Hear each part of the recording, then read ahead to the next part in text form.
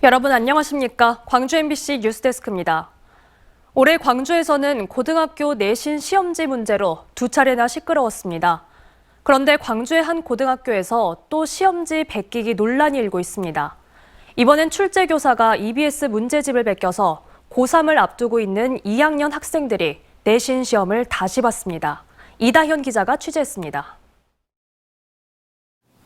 지난주 기말고사가 마무리된 광주의 한 고등학교입니다. 어제 이 학교 2학년 학생들이 물리학 과목 재시험을 봤습니다. 다음 주에는 같은 과목 중간고사도 다시 쳐야 합니다. 잇따라 재시험을 치르는 이유, 물리 담당 교사가 시중 문제집을 그대로 베껴 내신 시험 문제로 낸 사실이 확인됐기 때문입니다. 학교 측의 조사 결과 2학기 중간고사 20문항 가운데 15문항, 기말고사 25문항 전부가 EBS 수능 특강 교재 문제와 동일한 걸로 파악됐습니다. 내신 시험 문제가 EBS 수능 교재에 있던 것과 똑같다는 민원이 제기되면서 출제 교사가 문항을 베낀 정황이 드러났습니다. 실제로 시험지를 살펴보니 질문과 그림, 보기 모두 판에 박은 듯이 똑같습니다. 시교육청의 학업 성적 관리 지침을 어긴 겁니다. 수능의 중요성을 당신이 생각하시면서 그렇게 출제하는 것 같습니다.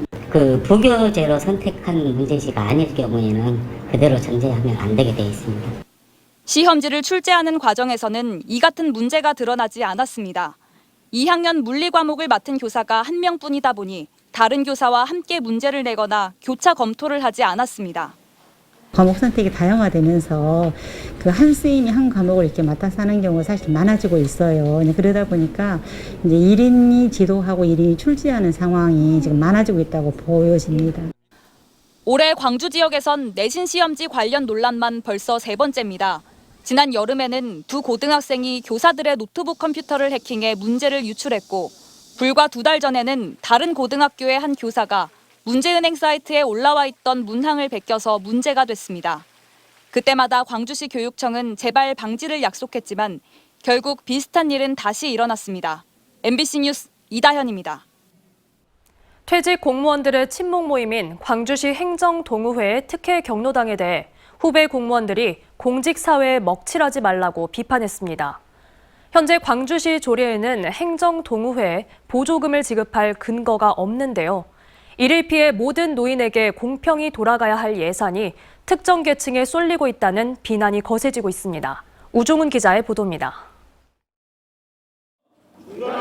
후배 공무원들이 선배 공무원들에게 작심하고 쓴소리를 냈습니다.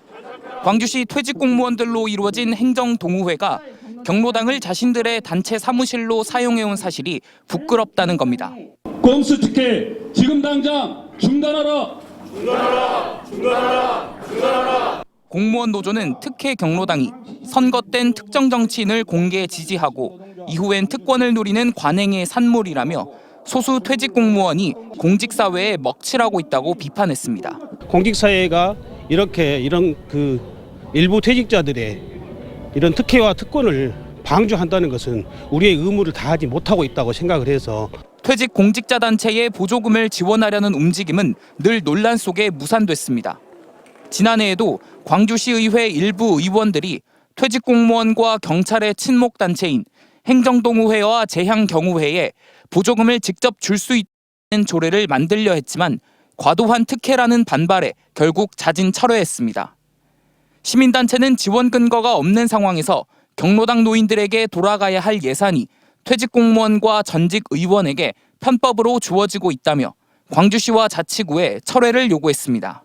우회적인 어떤 법 적용을 통해서까지 지원하려고 했다는 것은 의정 동호에 대한 특혜 지원이라고밖에 볼 수가 없다고 봅니다. 광주시는 책자 발간을 명목으로 행정동우회에 연간 2,500만 원의 보조금을 지급했던 것을 내년 예산에서 제외했고, 서구는 특혜 경로당을 자체 감사하는 한편 관내 230여 개 경로당 운영 실태를 전수조사하기로 했습니다. 전직 공직자에 대한 반복되는 특혜 의혹을 끊으려면 광주시를 포함한 자치구 전체의 조사가 필요하다는 목소리가 나오고 있습니다. MBC 뉴스 우종훈입니다. 물 부족 문제 해결을 위해 광주시는 물 아껴 쓰기와 영산강 취수 사업 등을 추진하고 있는데요. 장기적인 물 부족 해결을 위해선 바닷물을 끌어다 쓰는 해수 담수화 사업에 IT 기술을 접목한 이른바 지능형 물 공급망 시스템을 본격적으로 준비해야 한다는 주장이 나오고 있습니다. 어떤 내용인지 김영찬 기자가 전해드립니다. 내년 3월이면 제한급수를 실시할 정도로 물 부족 문제가 현실이 되고 있는 광주. 물 아껴 쓰기와 영산강 치수 사업 등 모든 방법이 동원되고 있지만 물 부족 해결을 위한 장기적인 해법은 찾기 어렵습니다. 기후위기로 인한 이상기후로 가뭄과 물 부족 사태가 해마다 벌어질 가능성이 높은 상황. 때문에 장기적으로 물 공급 대책을 마련해야 한다는 주장에 힘이 실리고 있는 가운데 바닷물이 하나의 대안으로 제시되고 있습니다. 우선 바닷물을 식수로 만들 수 있는 해수 담수화 플랜트 사업을 도입하고 이렇게 만든 물을 저장할 수 있는 공간과 IT 기술까지 도입해 실시간으로 필요한 곳으로만 물을 보내는 이른바 지능형 물 공급망 시스템까지도 개발해야 한다는 겁니다. 가장 기본적인 시스템은 마르지 않는 샘물을 공급하는 거예요. 그게 바로 해수 담수화입니다. 충분히 가능하고 국산화 기술로 우리가 세계 기술력으로도 세계 2, 3위 정도가 돼요. 광주시도 이를 긍정적으로 검토하고 있는 것으로 알려졌습니다. 광주에서 서해 바닷물을 끓여다 식수와 공업용수로 쓰일 수 있도록 하루 최소 10만 톤의 물을 확보한다는 겁니다. 해수 담수화가 될 경우 광주에서 하루 생산되는 물 전체 가운데 20%를 책임질 수 있습니다. 문제는 막대한 사업비. 바닷물을 끌어쓸 수 있는 관을 설치하고 저장할 수 있는 공간을 마련하는 데만 최소 4천억 원 이상이 필요합니다. 이 때문에 국가 차원에서 예산을 마련하고 사업이 추진될 수 있도록 광주 전남 지역 정치권에 충분한 지원 사격이 필요합니다.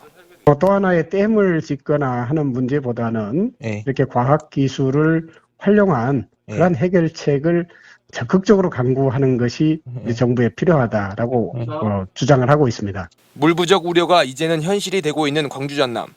지속 가능한 수자원 확보라는 체계를 현실에 적용시키기 위해선 이제 정부가 적극적으로 응답해야 할 때입니다. MBC 뉴스 김영창입니다.